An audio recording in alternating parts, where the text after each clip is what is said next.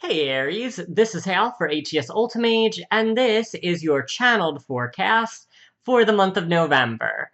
Alright guys, so I'm not doing the long updates anymore. I learned my lesson about it. I'll just do a few minutes, and then we move on to the forecast, and that's the end of it. I still stand by it's important to give updates, because I'm hitting you with a big one right now. I'm not using tarot and oracle cards anymore. So that's our first update, okay? I've evolved beyond the use of them. I'm pretty much just directly channeling at this point, so there's no point in me looking around through all the cards just to get a message that I could already tell myself. And I always evolve, and, you know, when my higher self makes me evolve, I do, so I did it. No, it's been leading up to that anyhow. So anyhow, I have these channeling index cards that I made. It's a whole deck of cards, and maybe I'll make it into a deck eventually because they're very, very organized and really well thought out. But one step at a time, people. But so that's how I kind of channel the message ahead of time. I fill in the blanks with that. Saves me a lot of time. And then I just jot down the key points, and then I've got them for you. Okay. So get into that very soon with that forecast. Second one is I am, you know, along with this whole thing about how I'm directly channeling now and how I'm saving a lot of time and everything, I'm now offering mini readings, these short readings, one short question and mini monthly. And they are $20. And they're like 5 to 10 minutes, roughly, estimated timing. And like, I only got to make the announcement for my subscribers up until this point, and now everybody can know. This is the lowest price I've ever made in my whole career, including my debut, because I wasn't happy with the idea of giving out short readings, because it would take me a long time to pick the cards, tell the message, because I was meandering through a whole tarot spread when, you know, now I can just get the answer in, like, so quick of a time and with so little prep time. So that's how that worked out. So yeah, so it's kind of great because now there's a wider range for people to choose from. So I'm hoping that people will be able to take advantage of that, and I'm happy to be able to offer that now because I do feel very confident about what I can offer within that time frame and for that kind of price. All right. Okay, so now we're going to move on to your reading. Okay, so for Aries in November, we have first thing, and this is like a big key point thing here. I'll get into the very key point energy because this one's an interesting one. Don't make up your mind too quickly in November because pride might get in the way, okay? And I can relate. I'm on the cusp of Aries, okay? I'm Pisces Aries Sun. Directly, March 20th. And I know it can be very hard sometimes to accept that, okay, I have to word it this way because I know that sometimes I have a problem with this, that maybe things aren't always about us or not always about what we want. Okay, I'm going to go into some more details and give you some examples here, but being somebody who can relate to this energy, I just want to give that to you first. Because sometimes it's very hard when you're so focused and you want to get things accomplished and you want to prove things to people that that you have to step back and realize that, you know, it can't always be about I'm right, okay, and that everybody else is wrong, okay? All right. If you are compelled to look beyond your own pride, you will see yourself for who you really are. Okay, because that's the other thing. Like, when you have the pridefulness, which is, okay, very commonly associated with Aries, and everybody has a lot of different planets in their chart, so to speak. So if you've got an Aries sun, but you've got everything else in Virgo, you're probably not going to relate to that as much as somebody who has more Aries, more fire, more air, more cardinal signs, more fixed signs. But by and large, Aries is associated with pride, and I can relate to that personally. But the idea that sometimes pride can blind us to accepting other people's opinions or thoughts and actually taking them for their value of what they could actually be worth. I'm going to put it this way. Sometimes people will give us a criticism and we'll just blow it off because we're like, well, I'm already fabulous, so screw that. Like, or, well, I'm right and I'm always right, so I'm not even gonna bother listening to those other people. In this case, to be able to, you know, subside from that mentality a little bit, to be able to receive input, to receive information, I would even say. Because it's not even about criticism. It's about if we maybe step back and listen to others more, or get out of our pride place a little more, that maybe we can really start to take down some of the barriers in order to claim some valuable things, you know, whether it's valuable information, leads, things that help us go in the right direction. All right. Okay, and I'm being prompted to continue giving some examples about that. Because it's kind of like if people cast to us particular information, it is very easy to shut that down, and I'm totally guilty of that. Like sometimes, okay, if you have a family member who gives you a piece of advice, or a friend who gives you a piece of advice, or even a mentor, sometimes you'll go, well, I'm going to do it my way, and forget that advice completely because I just think that I'm always, you know, the one who knows best.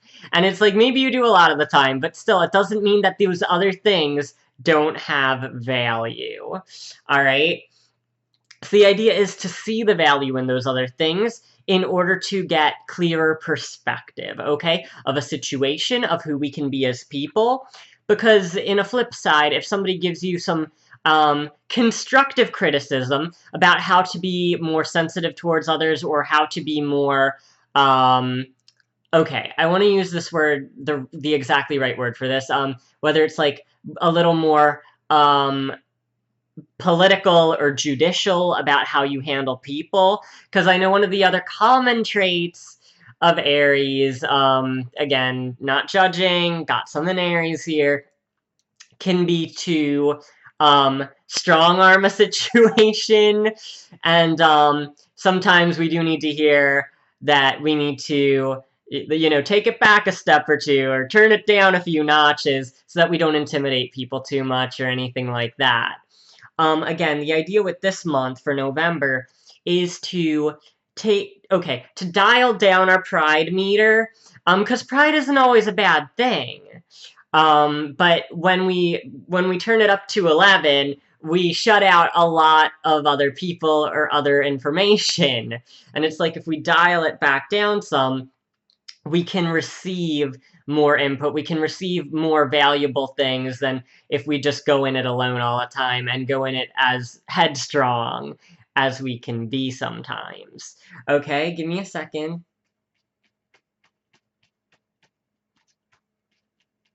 Okay, all right, give me 1 second, because I just want to make sure that I go in the right direction. Okay, all right, I just want to make sure I covered that one perfectly there. Okay, give me 1 sec, because now I need to see where I am here.